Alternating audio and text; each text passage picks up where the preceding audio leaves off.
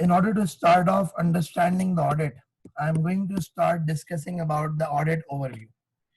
Because you see what happens is when you will discuss about the audit overview, then you will actually get an understanding about the audit.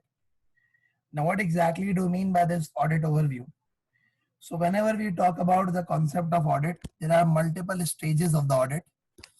And what are those multiple stages of the audit? So the first one of them is actually termed as the first one of the stage when it comes to the audit is actually termed as the tendering stage. The first stage is actually the tendering stage. The second stage is that when you have an engagement letter that is being signed.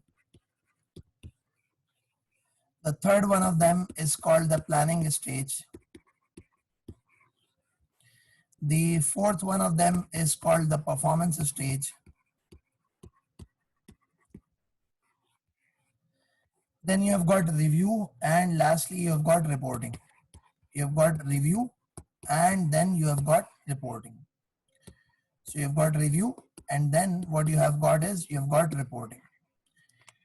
So if I am going to explain to you people about the audit, so what I am going to do is I am going to discuss about these various steps, these various stages, because once you have an idea about how the audit operates, then what we could do is that we could go on, keep on discussing individually about each and every stage in detail. And this is what I'm going to do. I'm going to roam around the audit, and while roaming around the audit, I would keep on discussing each and every aspect and then go on to the exam standard questions, because that's what my approach is, that whenever I teach audit, I try to get into the broader areas and then I try to get into specific each of the segments of the audit.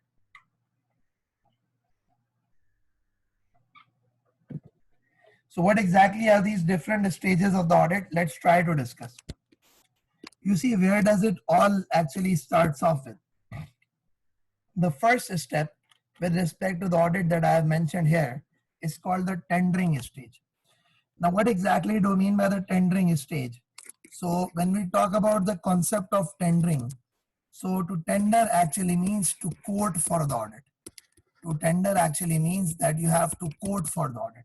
So that's what is actually considered to be the tendering stage. Now, what do we mean by quoting for the audit? So you see, it's either going to be that you approach the client. It's either going to be you approach the client, or other way line, the client approaching the audit firm, or the client approaching the audit firm. So these could be the two things, whether the firm approaching the client or the client approaching the firm. So what happens is whenever you are being approached by a client to actually quote for the audit, whenever you are being told that we would wish that you audit our firm or you audit our company. So what you need to do is that you need to consider the various legal, ethical, professional, and the commercial aspects. So remember, whenever we talk about the tendering stage, so what exactly do you mean by tender? So to tender for the audit would actually mean that before you go on tendering for the audit, you consider all of these factors, which is the legal factors, the ethical factors, the professional factors, and the commercial factors. All of these factors are going to be considered before you go on quoting for the audit. Now, what exactly do you mean by these ethical, legal, commercial, etc. factors? So let me try to discuss with you that what exactly do you mean by this. Now, if I talk about this specific concept of the legal matters, so whenever we talk about the legal concept, so remember that if you are being asked to quote for the audit, you need to see if your firm is legally compliant. You need to see if your firm is legally compliant. Now, what exactly do you mean by firm is legally compliant? So usually what happens is in the cases of banks, in the cases of other financial institutions, in the cases of banks, in the cases of other financial institutions, your audit firm needs to meet a certain size. Like maybe, for example, your audit firm should actually have at least 20 partners. Your audit firm should have at least 5 branches. Your audit firm should have at least 3,000 staff members, etc., etc. There could be multiple legislative requirements that are there on your audit firm.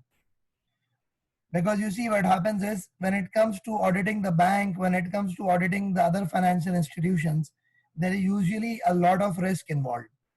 So in case, for example, if you are being invited to audit, if you are being invited to tender for the audit, you need to see whether your firm actually complies with the legal requirement or not. Your firm complies with the legal requirement or not. So first of all, you compare your firm with these legal requirements and see whether you comply with it or not. In case if you are complying with it, so what happens is, in case if you're complying with it, you would go on and tender for the audit. Otherwise, you would refuse. Otherwise, you would withdraw. So if you are not complying with the requirements, then what would happen is you would actually withdraw from the audit. You would not prefer to tender for the audit. So basically, when it comes to the tendering stage, there are multiple factors that you have to consider as an audit firm. And amongst those multiple factors, one of them is the legal factors that you have to consider as an audit firm, whether you are legally compliant with respect to this tendering or not. The second thing that you have to consider as an audit firm is basically the ethical factors. You would remember from earlier studies, even at the F8 stage, that when it comes to the ethical compliance, so there are various fundamental ethical principles. And what exactly are those fundamental ethical principles? Those ethical principles include the ethical principles of integrity, objectivity, professional competence, and due care. At the same time, they would include the confidentiality, and they would also include the professional behavior. So basically what happens is these are the various fundamental ethical principles that are applicable. Furthermore, there are various ethical threats that may arise, like for example, the self-interest threat, like the self-review threat. There could be the familiarity threat. There could be advocacy threat. There could be intimidation threat. I will go on discussing each one of them later on. It's just that I'm trying to create an audit overview for you people, that this is what we actually consider while we code for the audit. So what are the factors? The number one of them was the legal factors. The second one of them is the ethical factors. So we do consider the conflict of interest. We do consider the management role issues, etc., etc. There are various type of things that you consider whenever you plan to quote for any specific audit. So if I could have a quick recall, integrity is about being honest. The objectivity is about the independence. The professional competence, which is ability to where having the appropriate knowledge. Due care is being careful, and so on and so forth. Self-interest could be the financial interest, could be the other personal interest. There could be the self-interest and the self-review threat. There could be multiple types of threat when you are actually going to be auditing a client. So what you need to do is that you need to consider these various ethical threats also. That if I am going to be auditing, so would there be any specific threat arising or not? So for example, you have your brother as a finance director of a potential client. So what are you going to do? You're going to drop that client. You're going to skip that client. Why exactly are you going to skip that client? Why exactly are you going to drop that client? The specific reason of dropping and skipping that client is going to be that you would be saying that if my brother is a finance director over there, how could I be independent? How could I operate independently? How could I not be influenced by my brother? How could my brother not be influenced by myself? So there are multiple factors that you would have to consider. So basically the first step towards the audit is the tendering stage. And when you are tendering for the audit, what you need to do is that you need to see the legal factors. You need to see the ethical factors. The third one of them is the professional matters. Now let's try to understand.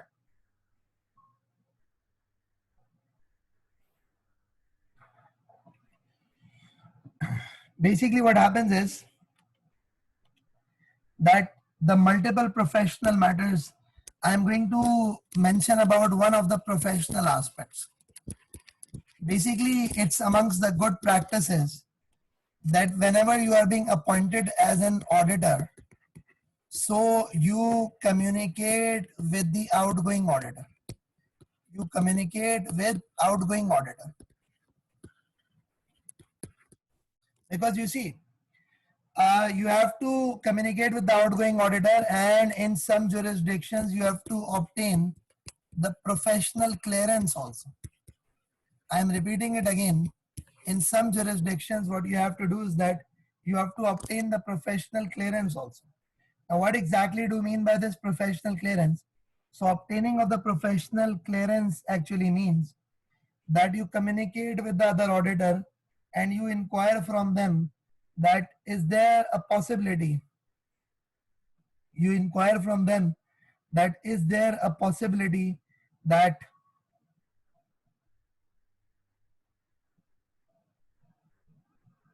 is there a possibility that we do know that what was the reason for your ouster, what was the reason that you are not continuing as an auditor, if you could also confirm that there are no issues to you as an audit firm that we go on continuing this specific audit. So let me tell you this thing, that basically what happens is whenever we talk about this specific concept, remember,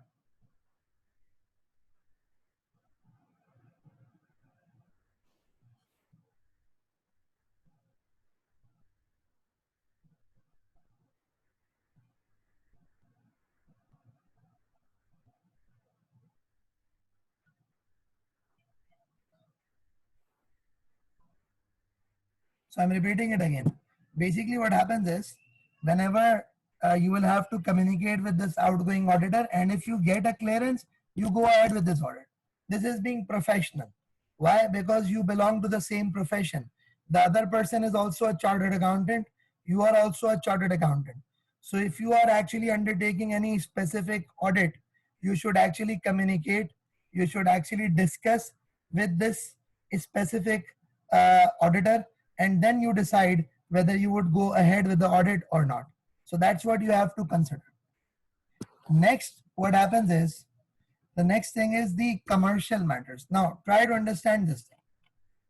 At times, what happens is there are various governmental audits, or there are various audits which are put out to tender. Now, what actually happens is that there are various governmental audits and various audits which are actually being put out to tender. So let's try to discuss something. Basically, what happens is that in those audits, the government institutions, they mention about the maximum price.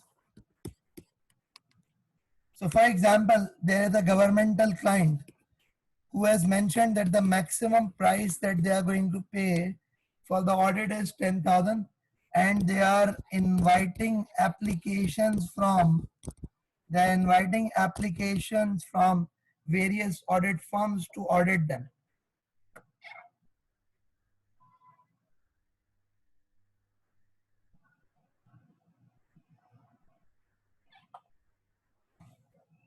So you know as an audit firm that if you would have to do this audit in a proper manner, you must be charging at least $25,000. You know as an audit firm that if you are going to be performing this type of an audit, then you would be needing at least $25,000 to complete this audit in a proper manner. And if you are going to undertake this task at $10,000, then ultimately what happens is you would be performing the limited procedures. And if you would be performing limited procedures, then what is going to happen is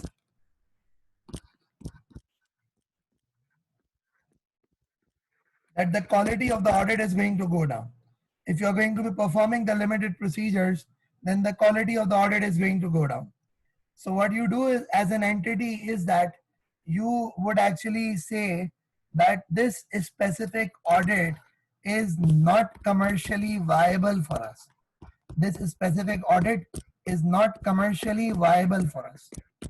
So if this specific audit is not commercially viable for us, so what you are going to do is that you are not going to go ahead tendering for this specific audit, because ultimately if it's not commercially viable, then what happens is the quality would go down.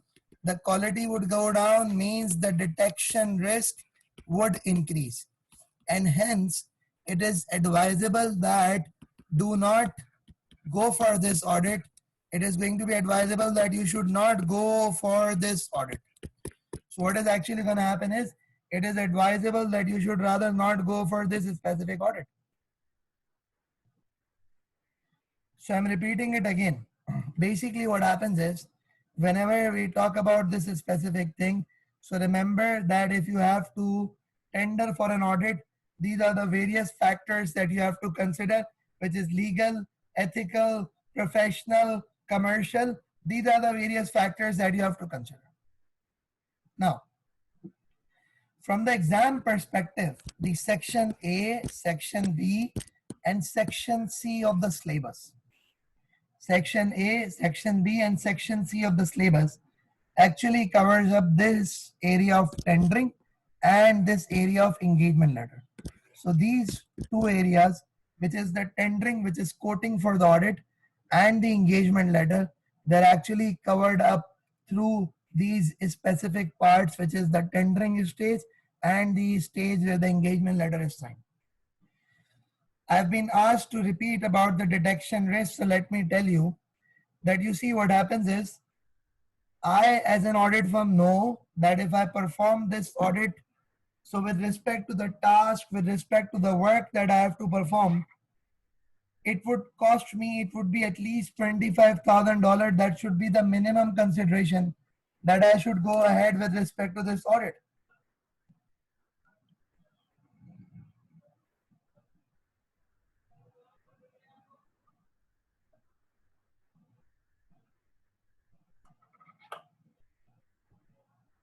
And if I get $10,000, so I would obviously be able to perform this task in $10,000 only if I restrict, if I reduce my audit procedures. And if I am ultimately going to reduce my audit procedures, then what would happen is that by virtue of reducing the audit procedures, the quality of audit would go down. And because of these reductions in the audit procedure, ultimately the detection risk would increase, because there are actually going to be a lot of transactions which I would not be checking. And ultimately, if the transactions go unchecked, so there is high risk of the misstatement in that transaction which goes undetected. So basically what has happened is the first step is the tendering stage, and you have actually tendered for the audit. You have actually quoted for the audit. Once you have quoted for the audit, so what happens next is that you go ahead. What is the next step? The next step is that you go ahead and you actually issue an engagement letter. You actually issue an engagement letter.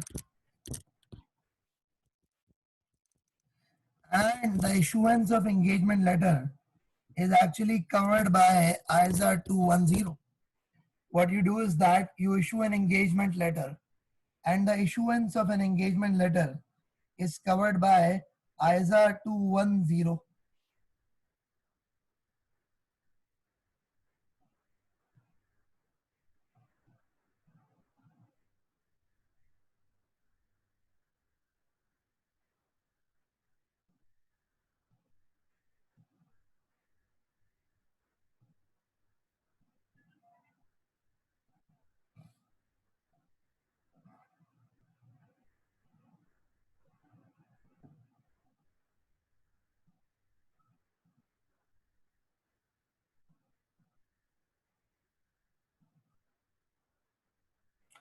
Okay, now, so what exactly happens with respect to this ISA 210? Now let's try to discuss and let's try to understand this thing. Basically what happens is, in accordance with ISA 210, we actually issue an engagement letter. So with respect to this ISA 210, we issue an engagement letter. And that engagement letter is actually a contract between the client and the audit firm.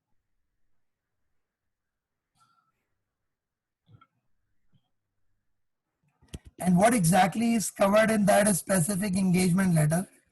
The objective of the audit, the scope of work. The third thing is the auditor's responsibility.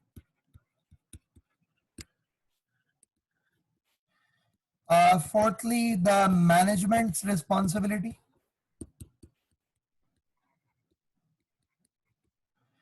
And what happens is, what exactly are we going to cover up in this specific engagement letter? It's actually about the type of opinion, that what sort of opinion is required to be provided, the terms and condition, which is basically the timelines, the payment, etc., etc., etc. So these are the various things that are actually covered up. So whenever we talk about the concept of this ISA 210, the engagement letter, so remember with respect to the engagement letter that the engagement letter actually is a contract between the audit firm and the client, which defines the various things, that what exactly is the objective of performing this task or this engagement, which is majorly to perform the audit. What is the scope of work? So it's majorly a financial statement. What is this auditor's responsibility? To obtain reasonable assurance. The management's responsibility, which is to prepare financial statements and to establish the internal controls, etc., etc., etc. The type of opinions. So what happens is the various formats for the opinions, and then the terms and conditions, the timelines, the payments, etc. So these are all considered with respect to this engagement letter. So if I talk about the audit overview, so where does the audit actually starts off with? So the audit actually starts off with this tendering stage being the first stage, and then the engagement letter, which is actually the second stage. So the tendering stage and then the engagement letter, which is actually the second stage.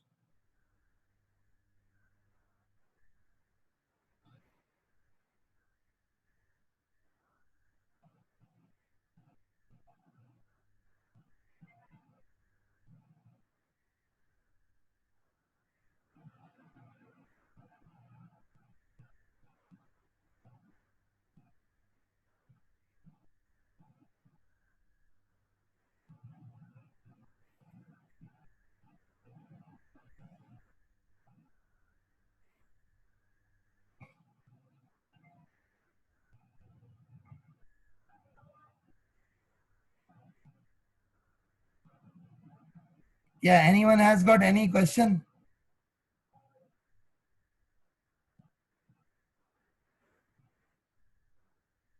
Yeah, anyone has got any questions? Okay. So where does the audit actually starts off with? It's always the tendering stage, that you actually tender for the audit. Once you have tendered for the audit, then what happens next is you go on and you have an engagement letter signed. Once the engagement letter is signed, then basically the audit planning starts. Now,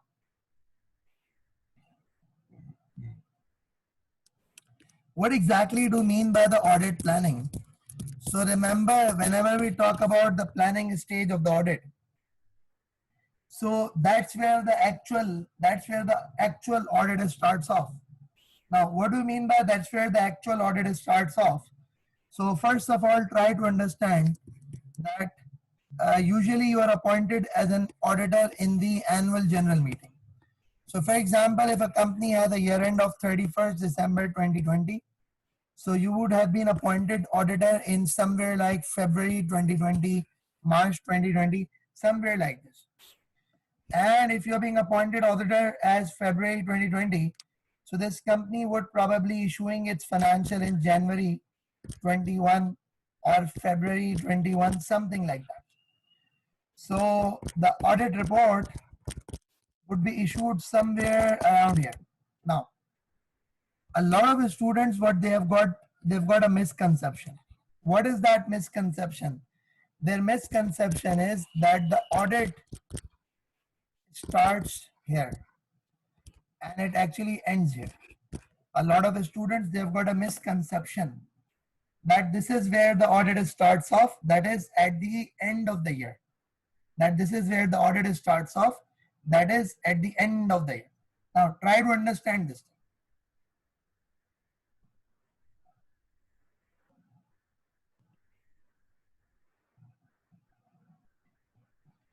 So what actually happens is that it's not like this that the audit starts here. No, the audit actually starts here. Why? Because once you are appointed as an auditor, so you as an auditor have to start planning now. Now, what is this planning would involve? This planning would involve the understanding of the entity.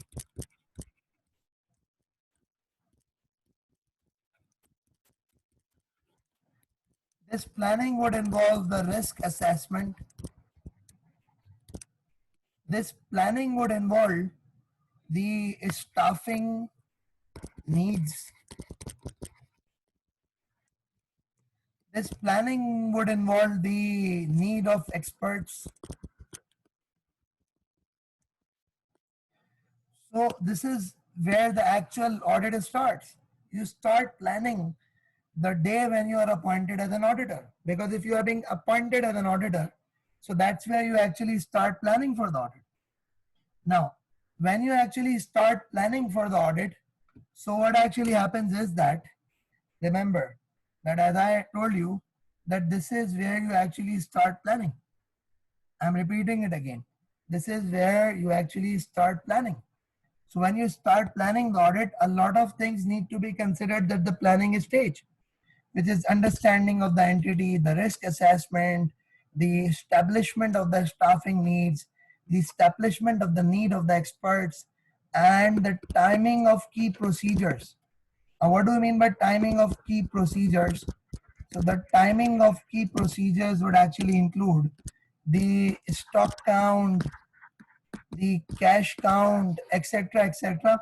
These are the various things you have to actually start planning. And also, depending upon the requirement of the client, so usually the audit teams, they go on and sit on the client from November 2020. They go on and sit on the client from November onwards, and they keep on performing the task. They keep on sitting at the client, they keep on performing the task. And what happens is that by the time this 31st December comes in, they would have performed the audit for the last 10 months. So it's actually not like a 1 day task. It's not like a 1 week task. It takes months, it takes several weeks. So that's why the audit firm, what it does is properly plans out that what is the need of the client, when does it wants us to issue the audit report, when does the client wants us to issue the audit report, so they plan accordingly. Now there is a student mentioning that that is termed as interim audit. Well, no, the interim audit is different. Interim audit is in the case of a listed company only. If you are auditing a listed company, then obviously you are going on every quarter, and every quarter you are auditing every quarter, like quarter end, first quarter, half year, third quarter. So by the time you go for the final audit, you have almost audited the 9 months previously.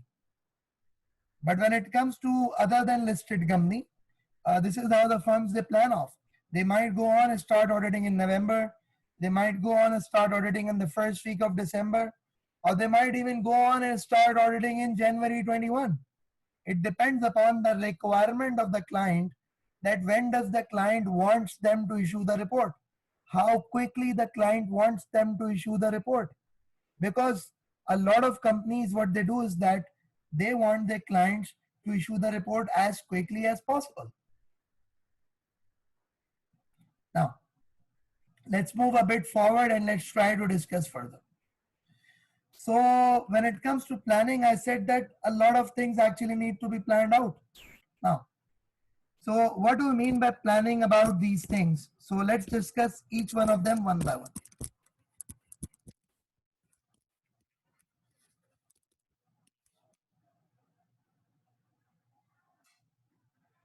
First one of them is the staffing needs. The first one of them is the staffing needs.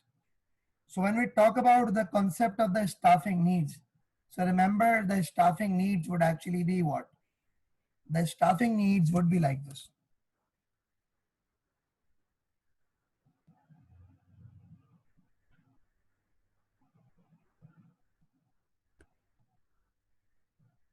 So let me explain to you. The staffing needs would be like this, that the number of people to be deployed on the client, the expertise of the people who need to be deployed, because you see, it depends upon how complex your client is. The complex the client, the more experienced the staff that you need. I'm repeating it again. Complex the client, the greater the expertise, the greater the staff that you actually need. So remember, you have to establish your staffing needs, that what are our staffing needs. Secondly, you need to understand whether we would be needing any expert help. Now let's try to understand. If you are auditing an oil and gas company, you would be probably needing an expert. Why?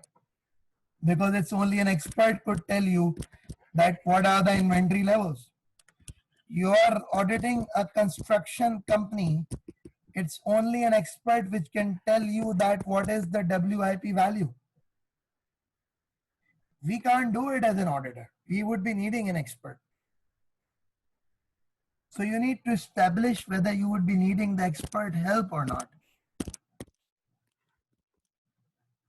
The third thing that happens is there's basically an ISA which is termed as ISA 315. This ISA is actually applicable at the planning stage of the audit. The third thing is this is ISA 315, which is actually applicable at the planning stage of the audit. What exactly is this ISA 315? So if I discuss about this ISA 315, so ISA 315 actually covers up three things. It covers up the understanding of entity.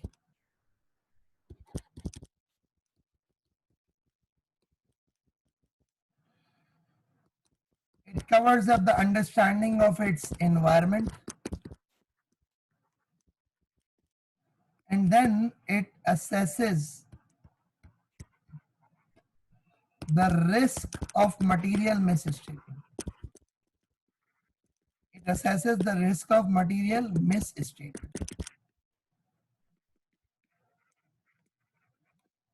What exactly are these things? I'm going to discuss about each one of them one by one. So I'm repeating it again. What exactly are these things? I'm going to discuss each one of them one by one.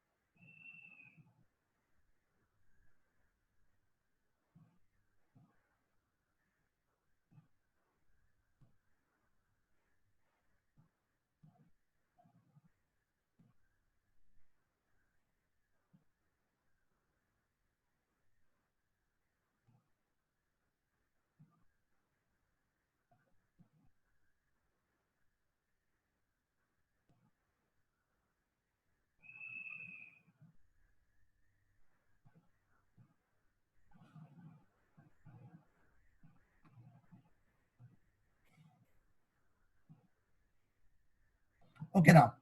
So basically, what do we mean by this understanding of entity and its environment and assessing the risk of material misstatement?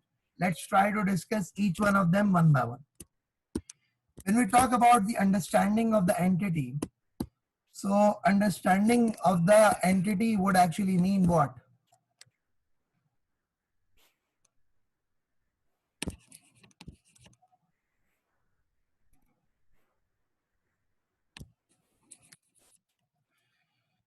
The understanding of the entity would actually mean that you need to obtain a proper understanding about the entity, that is what is its business, what is its group structure. You need to obtain an understanding about the principal business locations that this company has, the changes during the year. So what do you need to do? You need to take an understanding about the business, the group structure, the locations, the changes during the year, and then what else is there?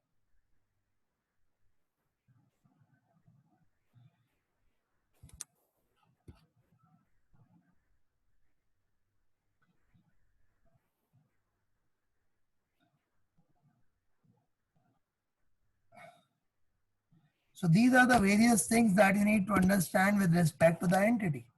That what exactly is the entity? What is the entity that we are actually auditing? That what is the entity that we are actually auditing?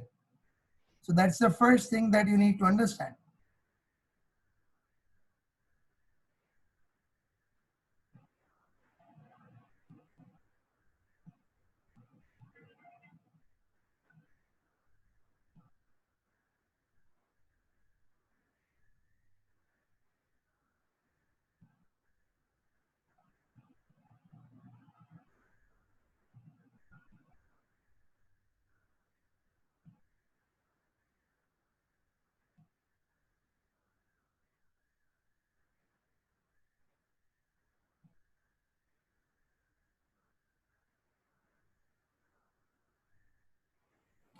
Now, the second thing is you need to understand the environment of the entity. What do you need to understand?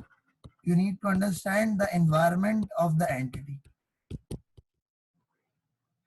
Now, when we talk about the environment of the entity, so let's try to understand that the environment of the entity would mean the external environment, and the environment of the entity would mean internal environment. So let me confirm to you that the environment of the entity would mean the external environment, and the environment of the entity would mean the internal environment. Now, when we talk about the external environment of the entity, I'll tell you why is it important. I'll tell you how it would have an impact upon your audit. So let's try to understand. The external environment would include everything. The political factors that are affecting the entity, the economic factors affecting the entity. Other way around, you could directly apply this pestle model. You could directly apply this pestle model, which is political, economic, socio, technological, ecological, legal, all of these factors. Then you have got Porter five forces.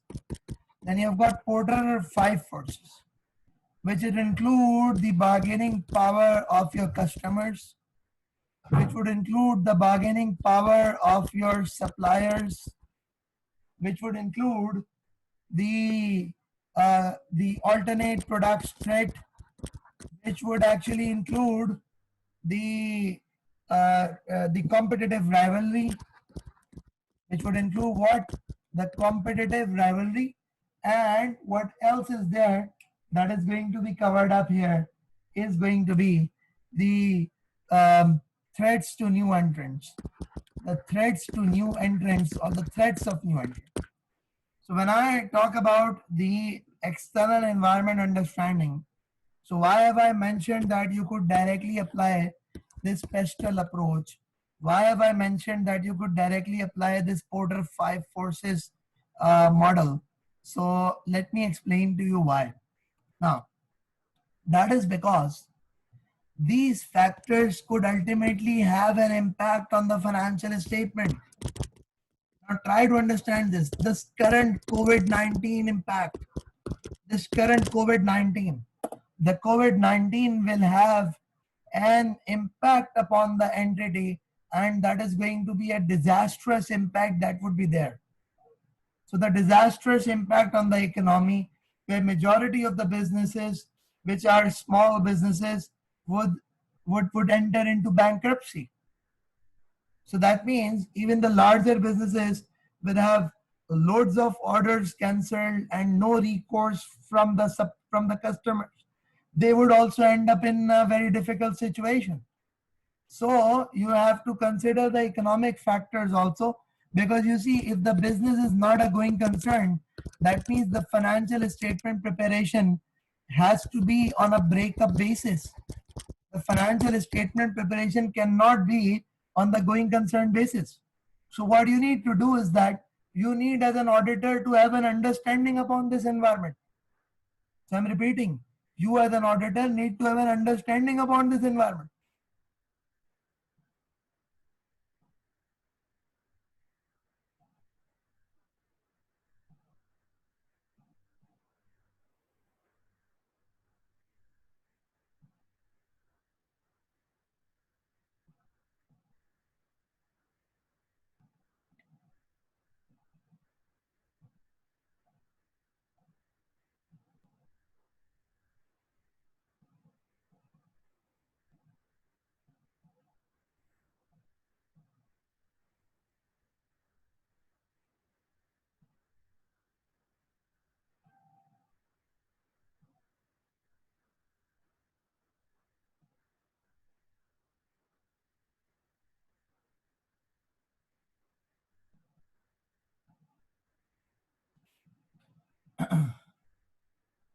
Okay, now let's move a bit forward. So what happens is you need to obtain an understanding of the entity and its environment. And I have mentioned about the external environment, that you have to obtain an understanding of the external environment. And then there is this internal environment also.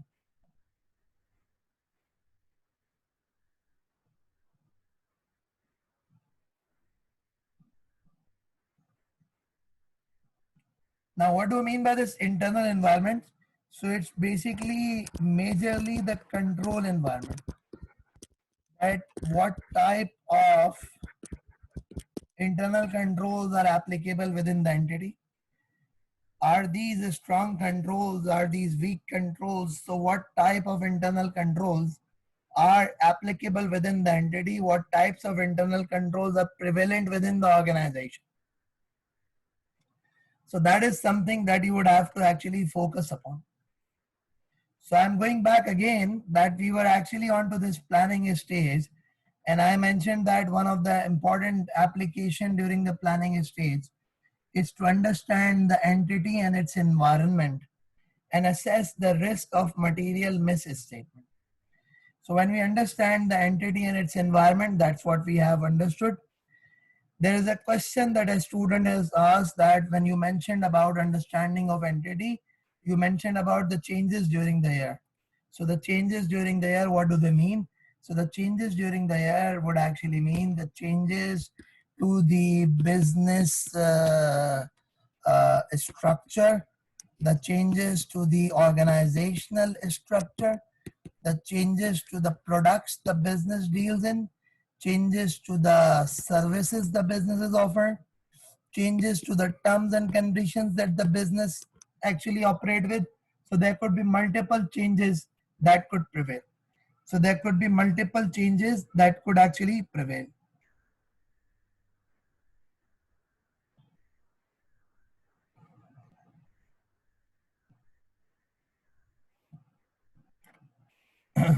Now let's move a bit forward. And lastly, what we have is we have the assessment of risk of material misstatement. So it says assesses the risk of material misstatement. So what does it say? It says assesses the risk of material misstatement.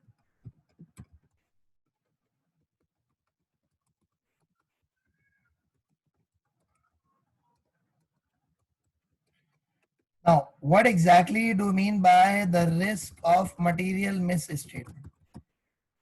What exactly do you mean by the risk of material misstatement?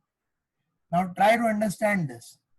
The risk of material misstatement is a risk that financial statements will be materially misstated.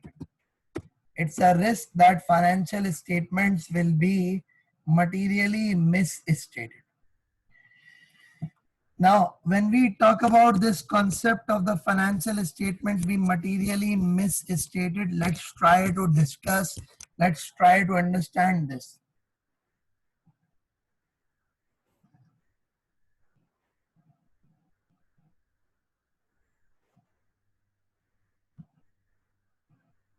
So when we talk about the concept of material, so you see, the materiality is more of a judgmental thing.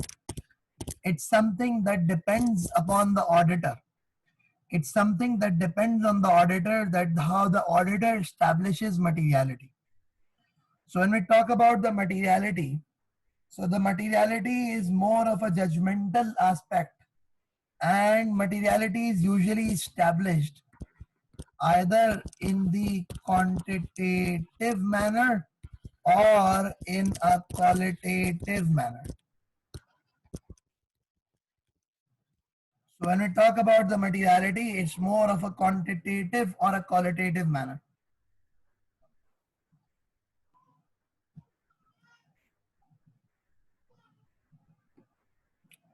So when we talk about the materiality being quantitative, so the various thresholds, they're not given in any ISA.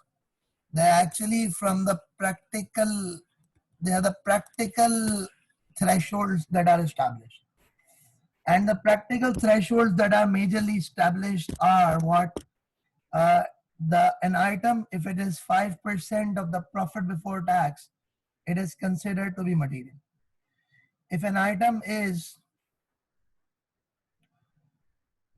2% of the total assets, this is considered to be material. If an item is 1% of the sales, it is considered to be material. So that's what the materiality would actually involve. That is, when it comes to the quantitative aspects, it's about profit before tax as 5%, the assets being 2%, the sales being 1%. That's how the materiality involves.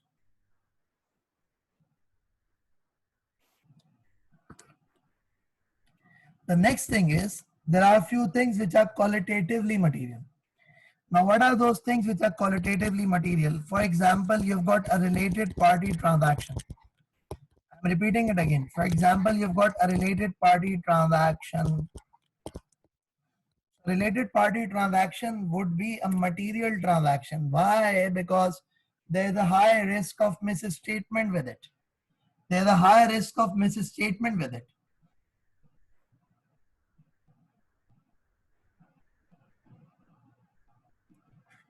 So when we talk about the assessment of the risk of material misstatement, so this materiality would be a judgmental aspect, and it would be like, it could be the quantitative terms, it could be the qualitative terms. So what happens is, the risk of material misstatement is that the risk that financial statements are materially misstated. So we have talked about the materiality, and now what I'm going to do is, I'm going to talk about the misstatement. I'm going to talk about the misstatement. And when we talk about the misstatement could be in two ways. One of them is the non-compliance of IFRS, and the other one of them could be the non-validity of assertions. So let me repeat. The misstatement could be non-compliance of IFRS, and the other one of them could be the non-validity of the assertions. So this is what the misstatement could mainly be. Now let's try to discuss that. What do we mean by non-compliance of IFRS? or if I could rather say it in a better manner, I would say that the accounting framework. I would say accounting framework.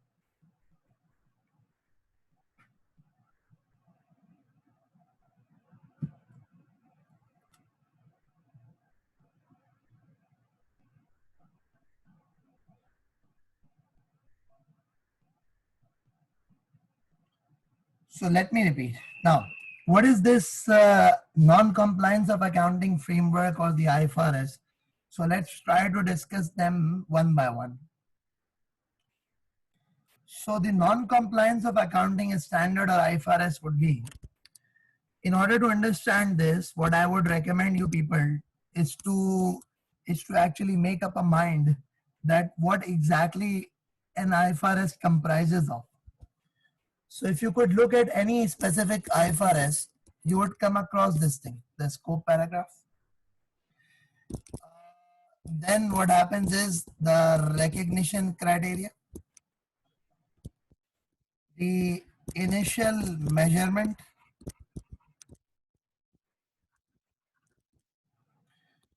there's going to be subsequent measurement,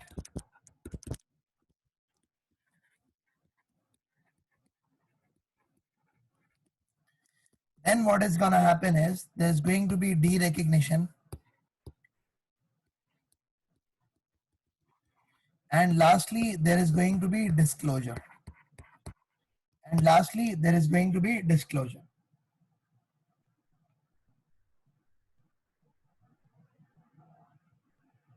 Now let's try to discuss one by one so that you can have an idea what a non-compliance with IFRS is. I'm repeating it again. Let's try to discuss them one by one so that you can have an idea that what exactly non-compliance with IFRS would actually mean. Now, try to understand this. Basically, every single accounting standard has got a scope paragraph. What is a scope paragraph? The scope actually refers to the applicability. Scope refers to the applicability of the accounting standard. And what do you mean by applicability of the accounting standard? So let's try to discuss this. The applicability of the accounting standard would be like this. When we talk about the living animals and the living plants, IAS 41 comes to our mind. Whenever we talk about the living animals and a living plant, IAS 41 comes to our mind. But there is one exception to IAS 41, and that is called bearer plants. And these bearer plants are actually covered under IAS 16. You might ask that what is a bearer plant? You might have a question that what is a bearer plant? So if I talk about the concept of this bearer plant, so the bearer plant actually means those plants which are not eaten, which we don't eat, which actually have a life of more than 12 months. Like for example, you have got a date tree. The date tree, we don't eat the date tree. This date tree stays there for many years, 10 years, 20 years, 50 years, 100 years, the date tree would stay there. So the date tree has got a certain life, which is 10, 20, 30, 40, etc. That's what the date tree is going to be.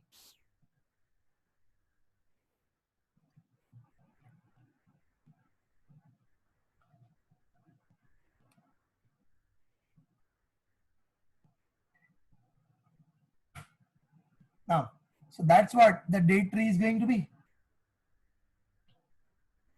So this date tree is a bearer plant, just like you would have a mango tree, just like you would have any coconut tree. They're all gonna be considered as bearer plants, and they are accounted for under IAS 16. They are actually not accounted for under IAS 41. Why? Because IAS 41 does not apply to bearer plants.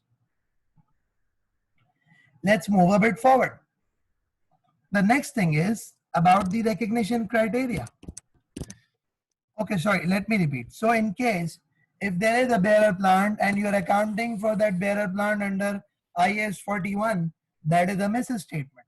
Why? Because you are not complying with the requirements of the IFRS. Next, you've got a recognition criteria. Now, what is this recognition criteria? The recognition criteria would actually mean that whenever you would recognize an asset or a liability or an income or an expense item in the financial statements, so that recognition of asset, liability, income or expenses item would require you to comply with certain requirements. Like generally with respect to assets, the criteria is that it is probable that future economic benefits will flow to entity and the cost can be measured reliably. So these are generally the things which you have to comply with whenever you are recognizing an asset. So here, if for example, if the conditions are not met and you still recognize an asset as an asset, that means that you are not complying with the requirements of the IFRS.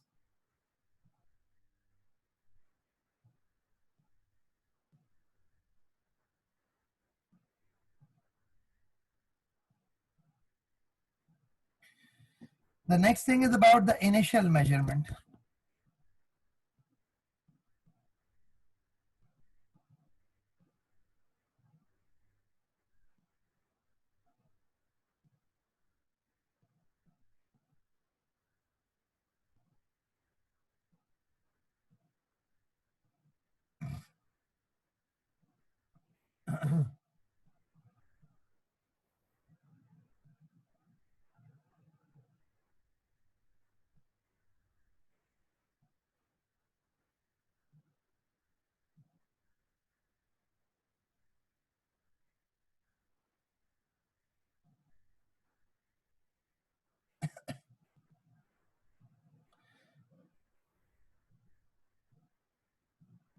Now let's try.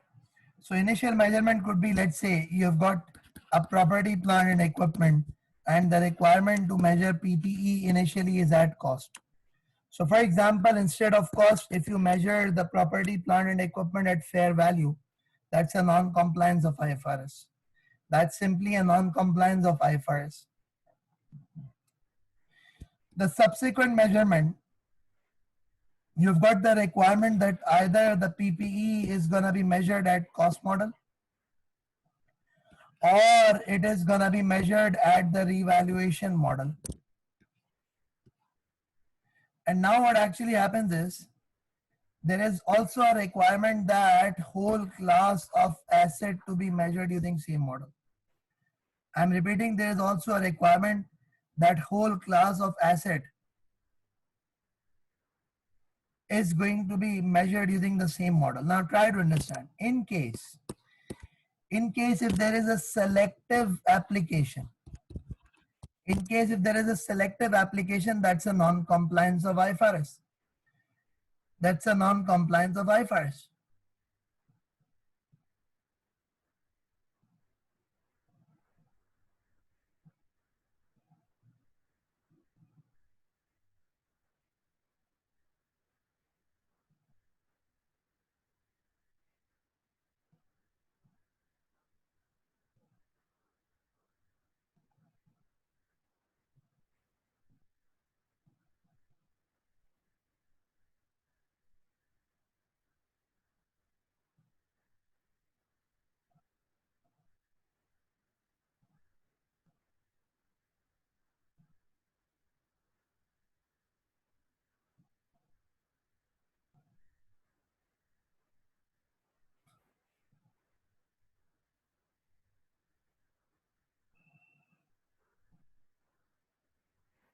Now, then there is this derecognition requirement. So every accounting standard has got a derecognition criteria.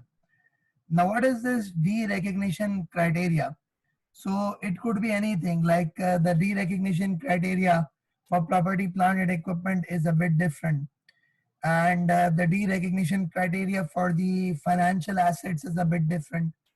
Derecognition criteria for financial liability. So derecognition simply means removing from financial statements, and there are different criteria for removing every single asset and liability from the financial statement. So the point is, just in case if you have not complied with the appropriate requirement, I'm repeating it again, just in case if you have not complied with the appropriate requirement of IFRS for the derecognition, that is actually going to be considered as the non-compliance. And lastly, disclosure. So various accounting standard, what they need is that they need the notes to the accounts to be made and the appropriate disclosures need to be made. So in case if the disclosures are not provided, or if the disclosures provided are inadequate, so that is all gonna be considered as the non-compliance of accounting standard and would be considered as a misstatement.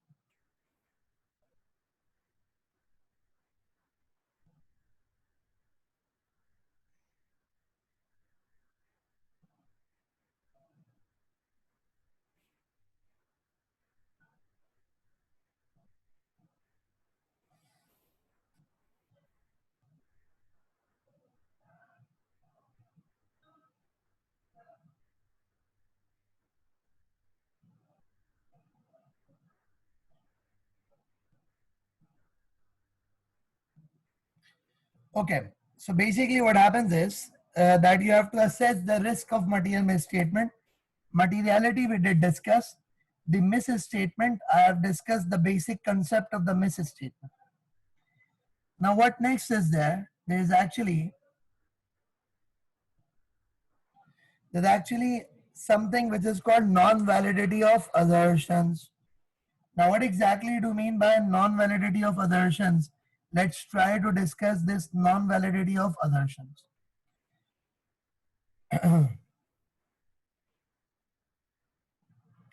Okay, there is a question that will you be covering.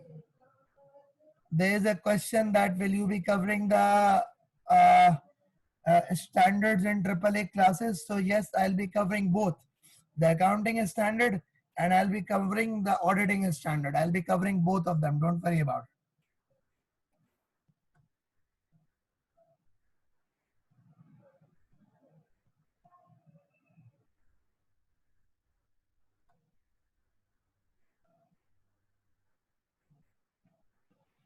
Now let's move a bit forward and try to discuss further. So there's something which is called non-validity of assertions. A lot of people have got a different way of remembering the assertions. The way I usually remember is through this specific mnemonic, which is called C square compare. The way I remember it is through this specific mnemonic, which is called C square compare.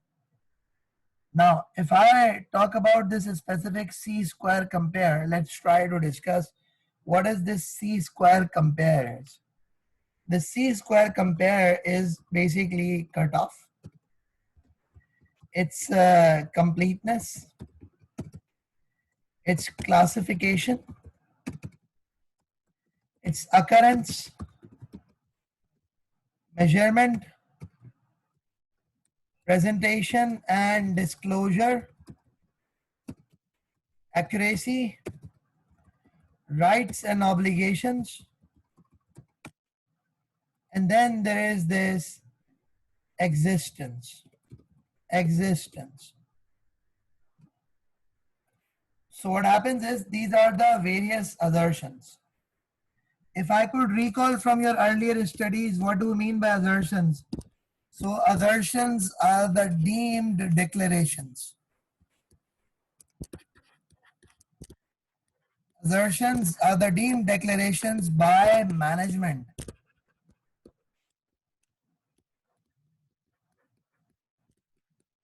while preparing financial statements. So whenever the management prepares the financial statements, there are few assertions, there are few things which are deemed to be declared by the management. That is, the management claims that while preparing financials, we have complied with these things. What the management does is it claims that while preparing the financials, we have complied with these requirements. So if the management claims that we have complied with these requirements while preparing financial statements, they are considered to be the assertions. What are they considered to be? They're considered to be assertions. Now, so the different assertions could be the cutoff. That means that the transactions have been recorded in the correct period. Assertions could be the completeness. That means 100% of all assets, liability, income and expenses have been recorded. Classification, which would mean that non-current asset, current asset, PPE, investment property, etc., etc. If an item is investment property, we have classified them as investment property. We have not classified them as property, plant, and equipment. That's what the management claims.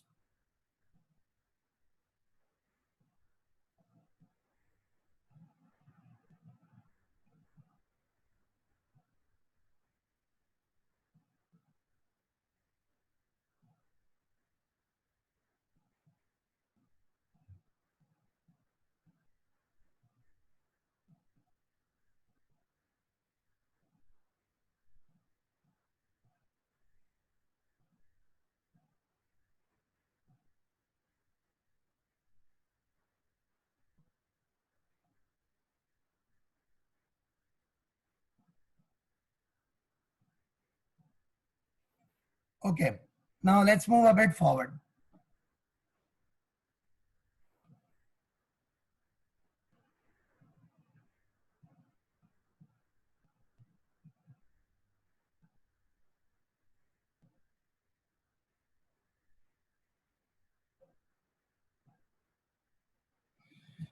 So the classification would mean that we have classified, the classification would mean that we have classified every item of assets, liability, income, expense according to the relevant heads. So we have classified them into their relevant head. That's what the classification would mean. Then you have got occurrence. Now, what do you mean by occurrence? The occurrence would mean that the transaction has actually taken place. The transaction has taken place. That the transaction has taken place. So let me repeat again that the occurrence would mean the transaction has taken place. Now, when we talk about the occurrence would mean that the transaction is taken place means that every single sale, purchase or expense that we have recognized is has actually been incurred, has actually occurred. It's not like this that we have recognized bogus, dummy, fictitious transactions.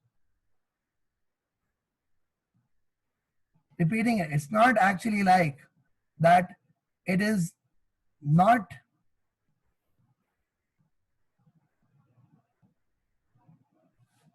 So it's actually not like this that the dummy bogus transactions have been recognized. The transactions which have been recognized have actually occurred. They have actually taken place. Measurement, so that whatever the transaction, whether that be the initial measurement, whether that be the subsequent measurement, this has occurred. This has actually been measured in accordance with the requirement of IFRS. This has actually been measured in accordance with the requirements of IFRS.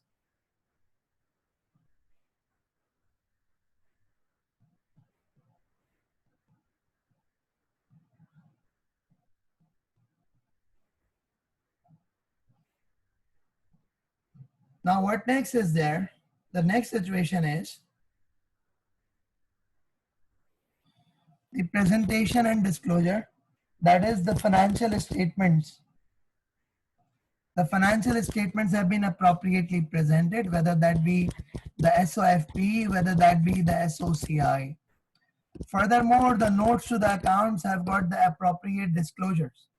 Furthermore, notes to the accounts have the appropriate disclosure.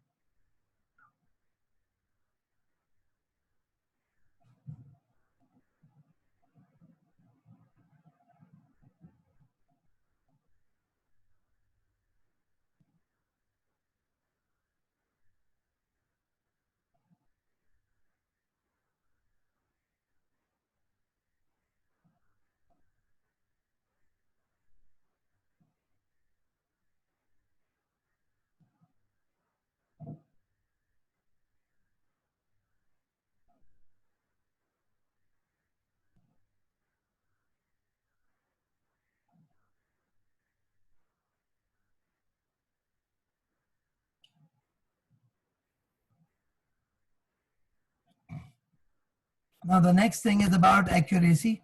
So accuracy is majorly, it's just 1 plus 1 is equivalent to 2. Plus furthermore, whatever the numbers that are mentioned in the financial statement, they are correct. Any depreciation workings that have been done are correct. So whatever the workings that have been done, they're all correct. The next thing is, you've got the rights and obligations, which is the assets which we have claimed to be our, we have got a right over them. The obligations which we have shown as our own obligations actually are the obligations that belong to us.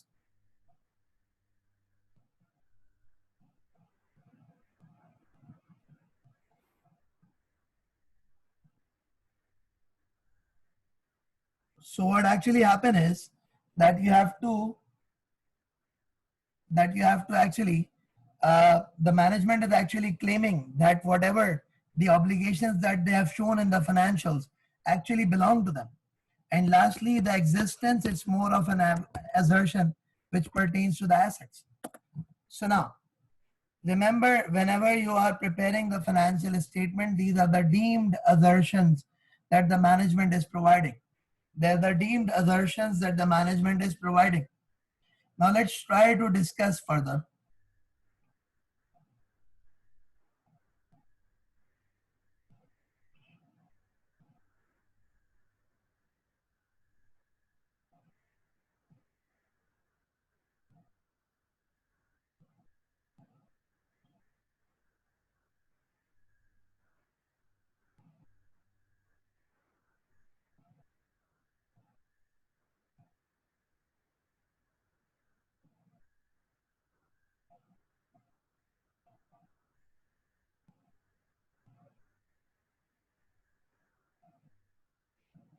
Now, so whenever we are performing the audit, so as I mentioned that when it comes to the planning stage, because once you have tendered for the audit, the next stage is actually the engagement letter. And once the engagement letter is signed, you've got a planning stage. With respect to the planning stage, the various aspects are covered up, which could be the staffing needs, which could be the assessment of expert help, which could be the other strategies and directions with respect to audit, and with respect to application of ISA 315, which is understanding of the entity and its environment and assessing the risk of material misstatement. And assessing the risk of material misstatement. So what we actually did discuss was that what do we need to understand with respect to entity. So we need to understand the entity, that what exactly is this business and how does it earn, who are its subsidiaries, who are its associate, etc., etc., etc. And then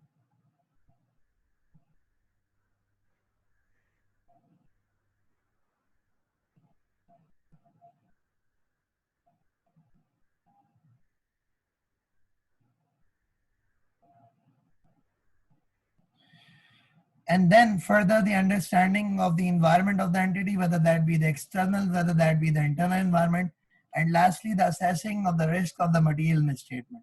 So when we talk about the assessing of the risk of material misstatement, so the assessing of the risk of material misstatements would actually mean that the materiality, which is basically a very judgmental aspect, that being quantitative or qualitative, and then the misstatement is non-compliance of IFRS or ISA and the non-validity of others.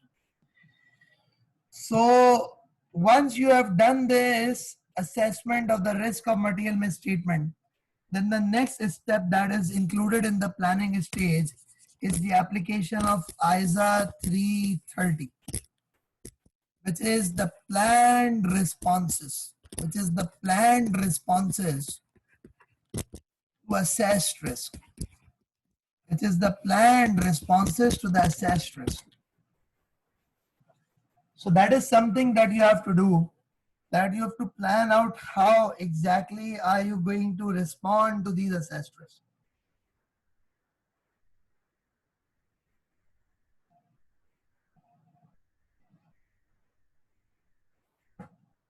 how exactly are you going to respond to these assessed risk, and that could be basically more testing, that could be basically deployment of more experienced staff, that could be multiple things, that could be multiple things. So there could be multiple things that could actually be there, but that is how it is actually going to be. So if I talk about the audit overview, so what I have discussed up till now is the tendering stage, the engagement letter, and the planning. So these are the three stages of the audit that we usually come across. So does anyone have got any questions till now, please?